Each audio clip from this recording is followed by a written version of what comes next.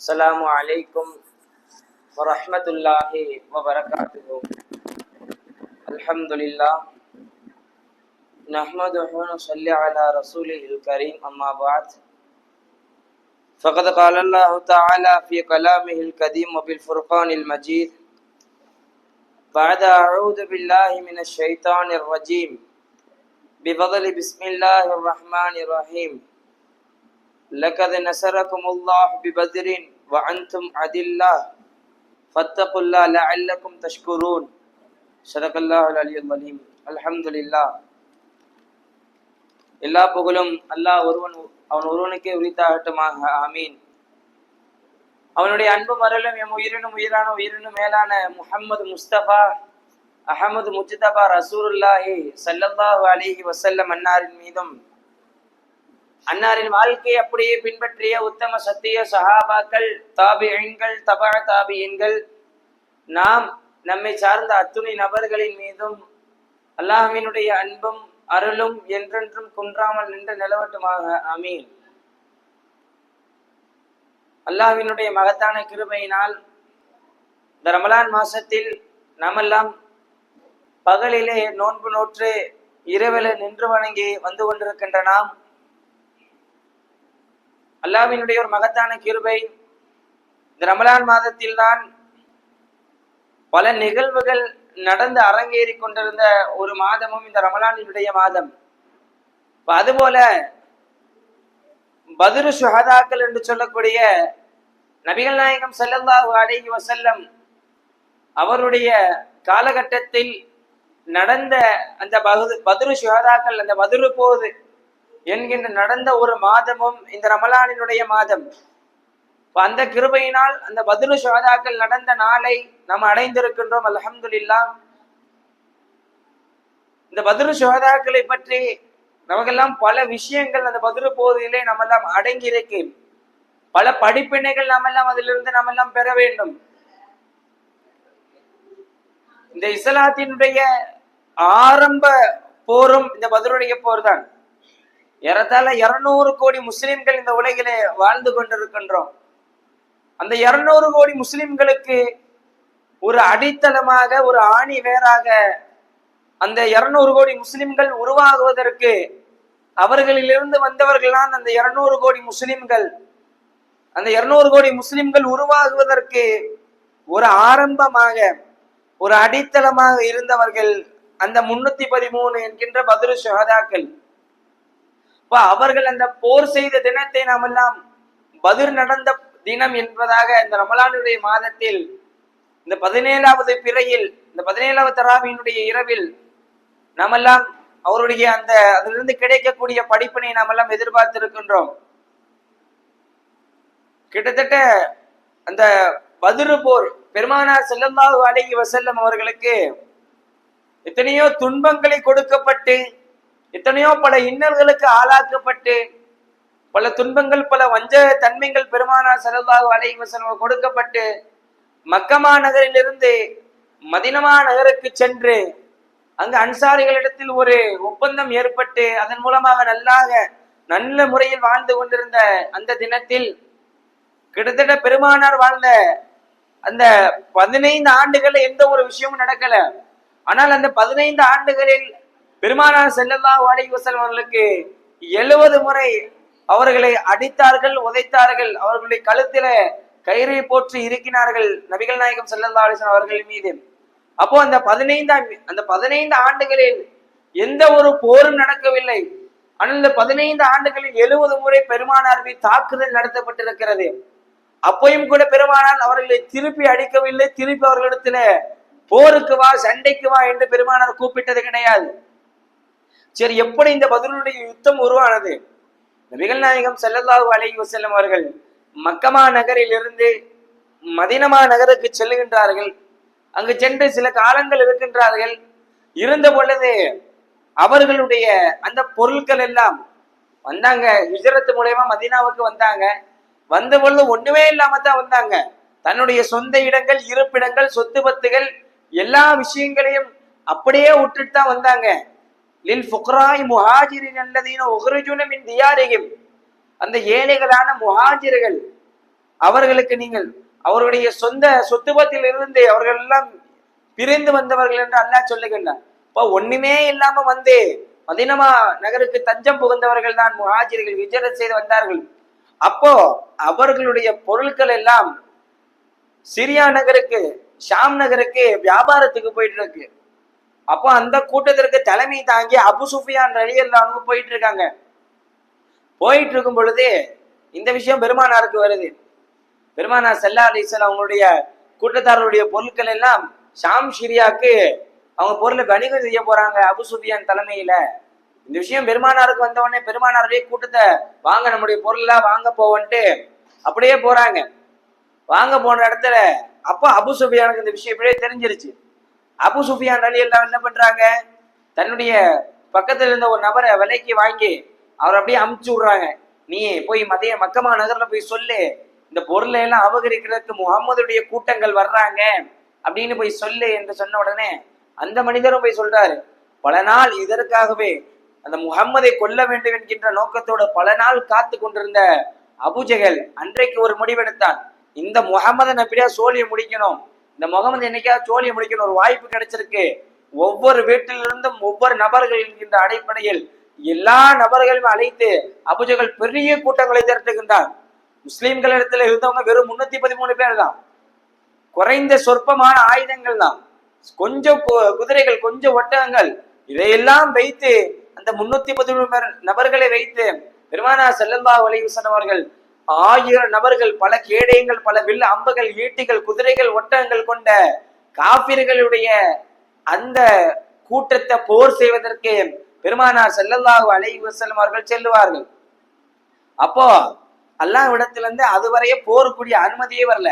பெருமானார் ஸல்லல்லாஹு அலைஹி வஸல்லம் அவர்கள் பொருளை வாங்கத்தான் போறாங்க, அதுவரை போருக்குரிய அனுமதி வரல. அப்போ பெருமானார் ஸல்லல்லாஹு அலைஹி வஸல்லம் அவங்ககிட்ட இருந்த கொஞ்சம் அளவுகள் எப்படி பாத்தீங்கன்னா, வெறும் 313 முஸ்லிம்கள், 70 ஒட்டகம், 60 கேடயங்கள், கரெக்டா பார்த்தா ரெண்டே குதிரை தான். ஒன்னு ஜுபைர் பின் அவாம், மிக்தாத் பின் அஸ்வத், அவங்க 2 பேருடைய குதிரை தான். அந்த குதிரையில பயணம் செஞ்சு பல நபர்களோடு போருக்கு போறாங்க. அப்போ பெருமானார் ஸல்லல்லாஹு அலைஹி வஸல்லம் அவர்கள் எந்த ஒரு விஷயமாக இருந்தாலும் சஹாபாக்கள்கிட்ட ஆலோசனை செய்வாங்க. இப்ப அது போலத்தான் இந்த பத்ருடைய நேரம் வருது. பத்ருடைய நேரத்தில் கூட அபூபக்கர் பெருமானார் ஸல்லல்லாஹு அலைஹி வஸல்லம் அவர்கள் ஆலோசனை செய்யறாங்க.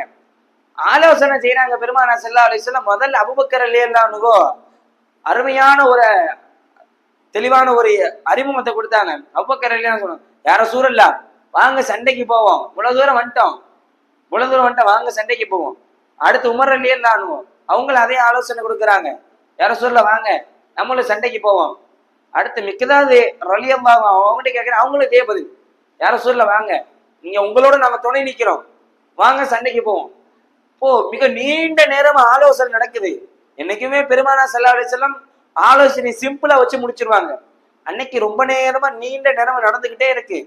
அப்போ பெருமானார் ஸல்லல்லாஹு அலைஹி வஸல்லம் உங்க எல்லா சஹாபாவை கேட்டுட்டே இருக்கும்போது சஅத் இப்னு முஆத் என்கின்ற ஒரு நபித்தோழர், இளம் வாலிபர், ஒரு 17-18 வயசு தான் இருக்கும், இளம் வாலிபர் அன்சாரிகள் இருந்து உயிரியல் இளம் வாலிபர். அந்த மதீனா நகர்ல எப்படி இஸ்லாம் வந்தது என்கின்ற பேச்சை எடுத்தாலே இந்த சஅத் இப்னு முஆதை பேசாமல் இருக்க முடியாது. சஅத் இப்னு முஆத் இந்த மதீனா நகரில் இஸ்லாம் வளர்வதற்கு ஒரு அடிப்படை காரணம்.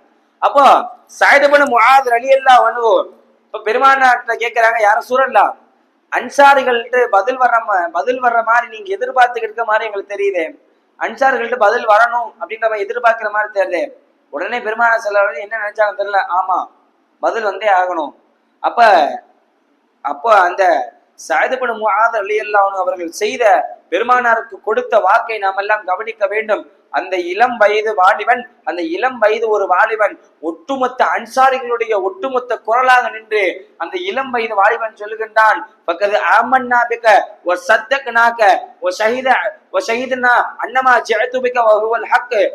இப்படி பல நீண்ட நெடிய அப்படியே சொல்லிக் கொண்டு வரும்போது, யார் சூழலாம், உங்களை நாங்கள் ஈமான் கொண்டோம், உங்களை நாம் நம்பிக்கை கொண்டோம், உங்களை நாங்கள் உண்மைப்படுத்தினோம், நீங்கள் கொண்டு வந்ததை கொண்டு நாங்கள் சாட்சி சொன்னோம், நீங்கள் சொல்வதெல்லாம் உண்மை என்று நாங்கள் சாட்சி சொன்னோம்.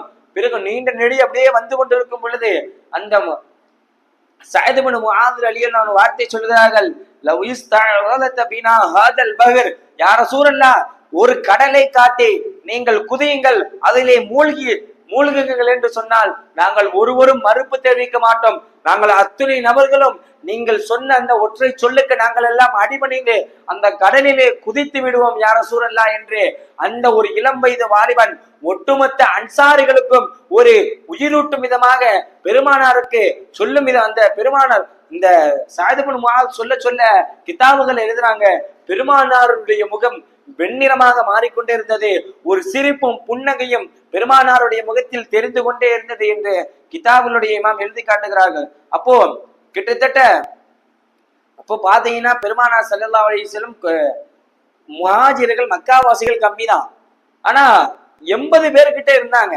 மதீனாவாசிகள். அப்ப அவங்களுடைய ஒப்பீனியன் வரணும்னு எதிர்பார்த்த பெருமானார்.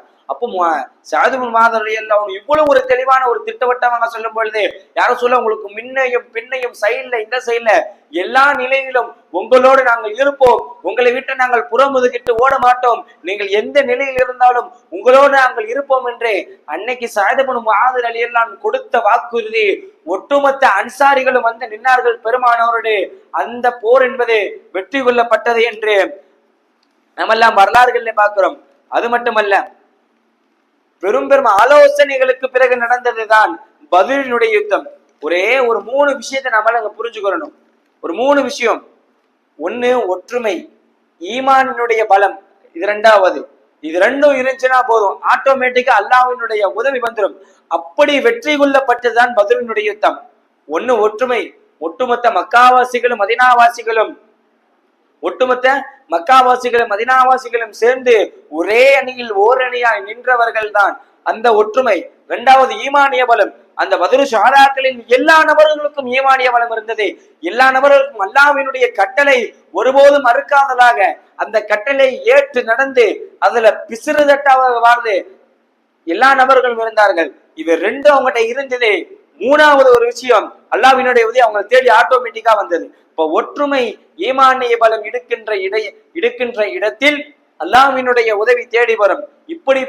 இப்படிதான் அந்த பத்ருடைய யுத்தம் வெற்றி கொள்ளப்பட்டது. அது மட்டுமல்ல, பெருமானார் ஸல்லல்லாஹு அலைஹி வஸல்லம் போரு தயாராயிடுச்சு, எல்லா நபர்களும் ஓகே, சஹாபாக்கள் எல்லாம் ஓகேன்ட்டாங்க, பெருமானார் ஓகேன்ட்டாங்க, எல்லா வரிசையா நிக்கிறாங்க. இப்போ எதிரணிகளை பார்த்தா ஆயிரக்கணக்கான பேர், நம்ம பார்த்தா கொஞ்சோண்டு நபர்கள் தான் இருக்கிறோம். இப்ப என்ன செய்யறது? உடனே பெருமானார் ஸல்லல்லாஹு அலைஹி வஸல்லம் அவர்கள் இறைவனிடத்தில் துஆ கேட்கிறார்கள், இறைவனிடத்தில் மன்றாடுகிறார்கள். மிக நீண்ட நெடியினுடைய ஹதீஸ்கள் வருகிறது. அல்லாஹும்ம அன்ஜிஸ்லி மா வஅததனி, யா அல்லாஹ், நீ கொடுத்த வாக்குறுதியை நிறைவேற்றி கொடு. அல்லாஹும்ம ஆதி மா வஅததனி, யா அல்லாஹ், நீ கொடுத்த வாக்கை எங்களுக்கு நிறைவேற்றி கொடு என்று பெருமானால் சஜிதாவினுடைய நிலையில் இறைவனிடத்தில் கண்ணீர் மல்க மன்றாடுகிறார்கள். கிதாபுகள் எழுதுகிறார்கள், பெருமானார் மேலில் இருந்த துணி அப்படியே கீழே விழுகின்ற அளவு பெருமானார் ஸல்லல்லாஹு அலைஹி வஸல்லம் அவர்கள் இறைவனிடத்தில் மன்றாடினார்கள். ஒரு வார்த்தை கேட்டார்கள் பெருமானார்,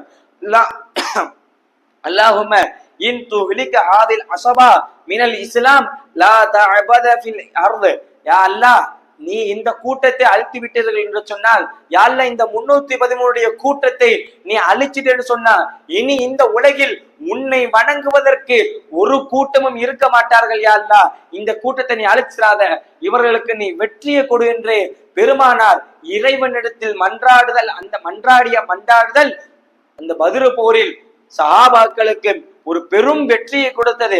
அது மட்டுமல்ல, எத்தனையோ அற்புதங்கள் நடந்தது, எத்தனையோ அற்புதங்கள். இதை முடிச்சு இந்த ரிவாயத்துல முடிச்சுட்டா அல்லாஹ் பெருமானார் ஸல்லல்லாஹு அலைஹி வஸல்லம் அப்படியே கோர்வையா செய்வாங்க. ஜிப்ரீல் அலைஹிஸ்ஸலாம் வருவாங்க. ஜிப்ரீல் அலைஹிஸ்ஸலாம் ஒட்டகத்தை இழுத்து வருவாங்க. வந்த பொழுது ஜிப்ரீல் அலைஹிஸ்ஸலாம் சொல்லுவாங்க, யார சொல்ல தலையை தூக்குங்க, யார சொல்ல தலையை தூக்குங்க, அல்லாஹ்வினுடைய உதவி வந்துருச்சு, அல்லாஹ்வினுடைய உதவி வந்துருச்சு. அத அல்லாஹ் ஜல்லஷானத்துல குர்ஆன்ல சொல்வான், ஆலாபின் மலாயிகான்னு சொல்லுவாங்க. 1000 மலக்குமார்கள் இறங்கினாங்க. மொத்தம் 2 போர்ல தான் மலக்குமார்கள் இறங்கி இருக்காங்க. ஒன்னு பத்ரு போர், இன்னொன்னு ஹுனைன் போர். பத்ரு போர்ல எல்லா மலக்குமார்களும் நின்று களமாடி அந்த உடையோடு களமாடினார்கள்.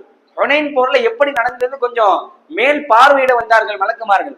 அப்போ 2 போர்ல தான் மலக்குமார்கள் வந்திருக்கிறார்கள். அப்போ அதுக்கப்புறம் அல்லாஹ் சொல்லுவான், ஹம்சத்தி ஆலாபி மலாயிக்கா 5000 மலக்குமார்கள் பத்ருடைய யுத்தத்தில் இறங்கினார்கள் என்பதாக அல்லாஹ் சொல்லுகின்றான். அப்போ மலக்குமார்களும் இறைவனுடைய உதவியும் ஒட்டுமொத்தமாக அந்த பத்ருடைய யுத்தத்தில் கிடைத்தது. சஹாபாக்கள் வெற்றி கொள்ளப்பட்டார்கள். பல அற்புதங்கள் வெளிப்பட்ட ஒரு போர் பத்ருடைய போர். அல்லாம சுயூத்தி ரஹ்மத்துல்லாஹி அலைஹி தன்னுடைய கிதாபில் எழுதுவாங்க, பல ஆயிரக்கணக்கான அற்புதங்கள் இருக்கு பெருமானாருக்கு. அதுல மிக முக்கியமான அற்புதங்கள் இறங்கிய பெருமானாருக்கு வெளிப்பட்ட ஒரு தருணம் இந்த பத்ரினுடைய யுத்தம். பெருமானார் ஸல்லல்லாஹு அலைஹி வஸல்லம் அவர்கள் அதை அல்லாஹ் குர்ஆன்ல சொல்லுவான், போர்கள் செய்யும் சூழலை ஏற்படுத்தினான். ஒரு ஏற்படும் என்ன தெரியுமா, இவர்களுக்கு அவர்களையும் அவர்களுக்கு இவர்களையும் குறைவாகவே காட்டினான். குறைவாகவே அல்லாஹ் காட்டினான். இது குர்ஆன்ல வருது. ஏன் குறைவாக காட்டினான்? எதிரிகளுக்கு இவர்களை பார்க்க குறைவாக இருந்துச்சுன்னு சொன்னா எதிரிகள் அதிகமா இருந்துச்சு, எதிரிகள் ஓடிடுவான். அப்பா ஆள் அதிகமா இருக்கு, நம்மளால கட்டுப்படுத்த முடியாது, நம்மளாம் போயிடுவோம். ஆள் குறைவாக இருக்க போய் தான் ஆள் கம்மியா தானே இருக்கு, அவனை நீ சோழியை முடிச்சிருவான்னு சொல்லி எதிரிகள் எல்லாம் அவங்க திரும்பி ஓடிடக்கூடாதுல எதிரி. அதனால அல்லாஹ் அவர்கள் குறைவாக காட்டி இருக்கின்றான். ஏன் இப்ப பெருமானாருக்கு ஏன் குறைவாக காட்டப்பட்டுச்சு? பெருமானாருக்கு அந்த கூட்டத்திற்கு மனம் தளர்ந்து விடக்கூடாது. இவ்வளவு பெரிய கூட்டத்தை நம்ம எப்படி நம்மளால என்ன செய்ய முடியும்? அந்த ஈமானினுடைய பலம் குறைந்து விடக்கூடாது. அதனாலே அல்லாஹ் இந்த கூட்டத்தார்களுக்கு இவர்களையும் அந்த கூட்டத்தார்களுக்கு அவர்களையும் குறைவாகவே காட்டினான். இது ஒரு மிகப்பெரிய ஒரு அற்புதம். இது முதல் அற்புதம். இரண்டாவதாக இறைவன் அதை குர்ஆன்ல சொல்றான், தூக்கத்தை அல்லாஹ் ஏற்படுத்தினான். இறைவன் பாதுகாப்பாக உங்களுக்கு தூக்கத்தை கொடுத்தான் அல்லாஹ் சொல்றான் சூரத்துல் அன்ஃபால்ல. இது அல்லாஹ் ஒரு குர்ஆன்ல சொல்லக்கூடிய விஷயம் 10வது ஜுஸ்ல. அப்போ அல்லாஹ் அந்த சஹாபாக்களுக்கு தூக்கத்தை கொடுத்திருப்பான். நம்ம ஒண்ணு நினைக்கணும், நம்ம வீட்டுக்கு வெளியே நைட் நேரம் ஒரு போலீஸ் காவல் நினைச்சுனா போதும், நம்மளால தூக்கம் வராது. ஏன் நிக்கிறான், எதுக்கு நிக்கிறாங்க, எதற்காக வந்திருக்கிறாங்க, விடிய நமக்கு தூக்கம் இருக்காது. ஆனால் விடிந்தால் போர் நடக்க இருக்கும். அந்த நேரத்திலும் கூட சஹாபாக்களுக்கு அல்லாஹ் தூக்கத்தை கொடுத்தான் என்பதாக இது 2வது முஅஜிஸா. 3வது ஒரு சஹாபி, போர் நடந்துட்டு இருக்கு, ரிபாஆ என்கின்ற ஒரு சஹாபி, போர் நடந்துட்டு இருக்கும்போது கண்ணு அப்படியே உளுந்தடி வெளியே வந்துருச்சு. கண் அப்படியே வெளியே வந்துருச்சு. வெளியே வந்த உடனே பெருமானார் அந்த ரிபாஆ என்கின்ற சஹாபி வருகிறார்கள். யார சூழல் என் கண்ணு விழுந்துருச்சு, என்ன செய்ய?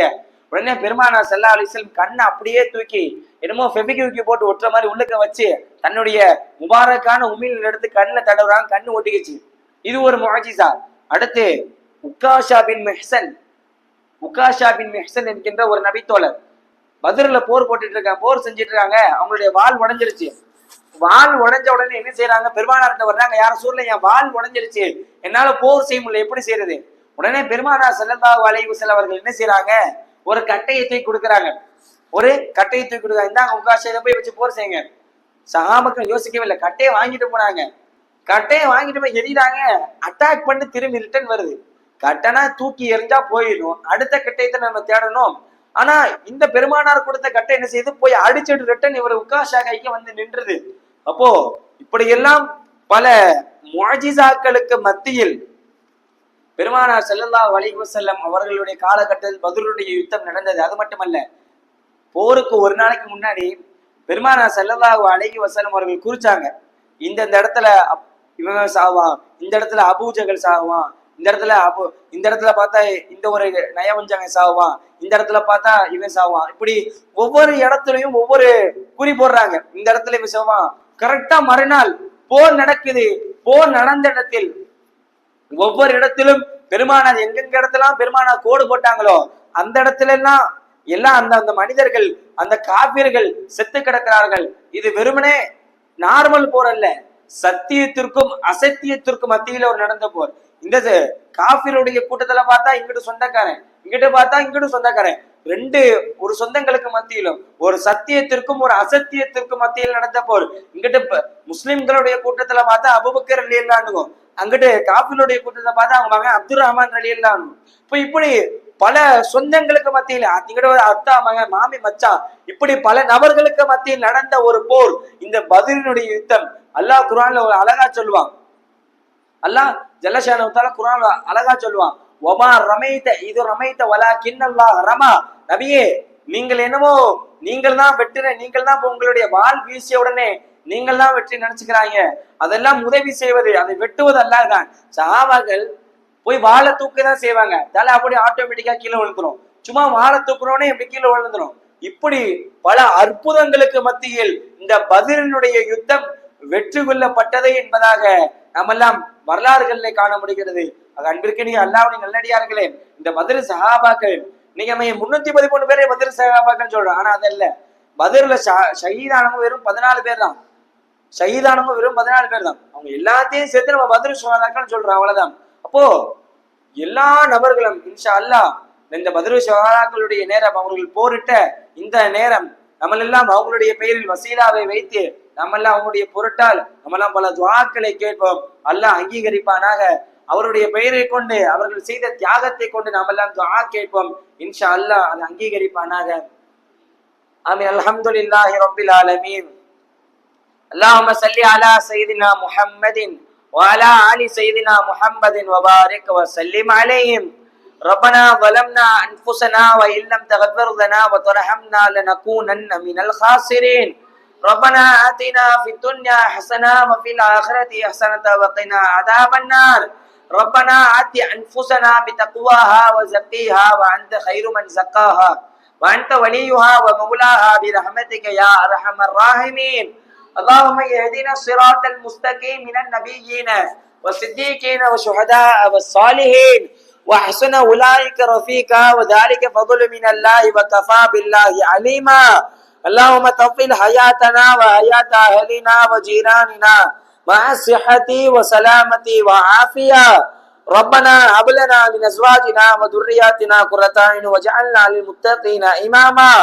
யா அல்லாஹ் கிருபையுள்ள நாயனே, யா அல்லாஹ் நாங்கள் அறிந்தோ அறியாமலோ, புரிந்தோ புரியாமலோ, வெளிப்படையாக மறைமுகமாக ரகசியமாக செய்த எல்லா விதமான பாவங்களை மன்னிப்பாயாக. யா அல்லாஹ் குஃப்ர், ஷிர்க், நிஃபாக், முர்த்தத்தானி, போய் அவதூறு போன்ற மோசமான செயல்களிலிருந்தும் தீய குணங்களிலிருந்தும் எங்களையும் எங்களுடைய சந்ததியினர்களையும் பாதுகாத்து அருள் புரிவாயாக. யா ரப்பி ரஹ்மான், யா அல்லாஹ் மன நிம்மதியான வாழ்க்கையை தந்தருள் புரிவாயாக. யா ரப்பி ரஹ்மான், யா அல்லாஹ் உடல் ஆரோக்கியமான வாழ்க்கையை தந்தருள் புரிவாயாக. யா ரப்பி ரஹ்மான், யா அல்லாஹ் எங்கள் உடல்களில் இருக்கின்ற நோய்களுக்கு ஷிஃபாவை தந்தருள் புரிவாயாக. யா ரப்பி ரஹ்மான், யா அல்லாஹ் மருத்துவ செலவுகள் இல்லாத வாழ்க்கையை கொடுப்பாயாக. யா அல்லாஹ் யா ரப்பி ரஹ்மான், யா அல்லாஹ் மருந்து மாத்திரைகள் இல்லாத வாழ்க்கையை கொடுப்பாயாக. யா அல்லாஹ் யா ரப்பி ரஹ்மான், யா அல்லாஹ் மன நிம்மதியான வாழ்க்கையை கொடுப்பாயாக. யா அல்லாஹ் யா ரப்பி ரஹ்மான், யா அல்லாஹ் இந்த ரமலான் மாதத்தில் நாங்கள் செய்கின்ற தொழுகைகளையும் நோன்பையும் ஏற்றுக்கொள்வாயாக. யா அல்லாஹ் யா ரப்பி ரஹ்மான், யா அல்லாஹ் நாங்கள் செய்கின்ற சதகாக்கள், தான தர்மங்கள் எல்லாத்தையும் ஏற்றுக்கொள்வாயாக. யா அல்லாஹ் யா ரப்பி ரஹ்மான், யா அல்லாஹ் எங்களுடைய பிள்ளைகளுக்கு நீ அருள் புரிவாயாக. யா அல்லாஹ் யா ரப்பி ரஹ்மான், யா அல்லாஹ் எங்களுடைய பிள்ளைகளை சாலிஹான பிள்ளைகளை ஆக்கிடுவாயாக. யா அல்லாஹ் யா ரப்பி ரஹ்மான், யா அல்லாஹ் நாங்கள் எல்லாம் மரணித்த பிறகும் எங்களுக்கான துஆ செய்யக்கூடிய பிள்ளைகளாக எங்களுடைய பிள்ளைகளை நீ ஆக்கி அருள் புரிவாயாக. யா அல்லாஹ் யா ரப்பி ரஹ்மான், யா அல்லாஹ் நாங்கள் மரணிக்கும் தருவாயிலே கலிமா லா இலாஹ இல்லல்லாஹ் முஹம்மது ரசூலுல்லாஹ் என்று சொல்லி மரணிக்கக்கூடிய பாக்கியத்தை எங்களுக்கு எல்லாம் தந்திடுவாயாக. யா அல்லாஹ் யா ரப்பி ரஹ்மான், யா அல்லாஹ் மரணிப்பதற்கு முன்பதாக நபிகள் நாயகம் ஸல்லல்லாஹு அலைஹி வஸல்லம் அவர்களையும் கனவிலும் நினைவிலும் கண்டுகளிக்கக்கூடிய பாக்கியத்தை தருவாயாக. யா அல்லாஹ் யா ரப்பி ரஹ்மான், யா அல்லாஹ் ஹஜ் உம்ராவை நசீபாக்கிடுவாயாக. யா அல்லாஹ் யா ரப்பி ரஹ்மான், யா அல்லாஹ் உன் காபத்துல்லாவை தவாப் செய்கின்ற வாய்ப்பை எங்களுக்கு எல்லாம் தந்திடுவாயாக. யா அல்லாஹ் யா ரப்பி ரஹ்மான், யா அல்லாஹ் நபிகள் நாயகம் ஸல்லல்லாஹு அலைஹி வஸல்லம் மக்பராவிற்கு முன்னால் என்று ஸலாத்து வஸ்ஸலாமு அலைக யா ரசூலல்லாஹ், ஸலாத்து வஸ்ஸலாமு அலைக யா ஹபீபல்லாஹ் என்று சொல்லக்கூடிய நல்ல நசீபை எங்களுக்கு எல்லாம் தந்திடுவாயாக. யா அல்லாஹ் யா ரப்பி ரஹ்மான், யா அல்லாஹ் நீண்ட ஆயிலை எங்களுக்கு எல்லாம் தந்திடுவாயாக. யா அல்லாஹ் யா ரப்பி ரஹ்மான், எங்களுக்கும் எங்களுடைய உற்றார் உறவினர்களுக்கும் எங்களுடைய பெற்றோர்களுக்கும் நீண்ட ஆயிலை நசீபாக்கிடுவாயாக. யா அல்லாஹ் யா ரப்பி ரஹ்மான், யா அல்லாஹ் வாழும் காலம் எல்லாம் ஈமானோடு இருந்து ஈமானோடு மரணிக்கக்கூடிய நல்ல நசீபை எங்களுக்கு எல்லாம் தந்திடுவாயாக. யா அல்லாஹ் ரப்பனா ஆத்தினா ஃபித் துன்யா ஹஸனா வஃபில் ஆখিরাতি ஹஸனத வகினா அஸாபன் நார். ஆமீன். சுப்ஹான ரப்பிக ரப்பில் இஸ்ஸத்தி அம்மா யசிஃபூன் வஸலாமுன் அலல் முர்ஸலீன் வல்ஹம்துலில்லாஹி ரப்பில் ஆலமீன். ஸல்லல்லாஹு அலா முஹம்மத் ஸல்லல்லாஹு அலைஹி வஸல்லம். ஸல்லல்லாஹு அலா முஹம்மது ஸல்லல்லாஹு அலைஹி வஸல்லம் ஸல்லல்லாஹு அலா முஹம்மது யா ரப்பி ஸல்லி அலைஹி வஸல்லிம். ஸலாமு அலைக்கும் வரஹ்மத்துல்லாஹி வபரகாத்துஹு.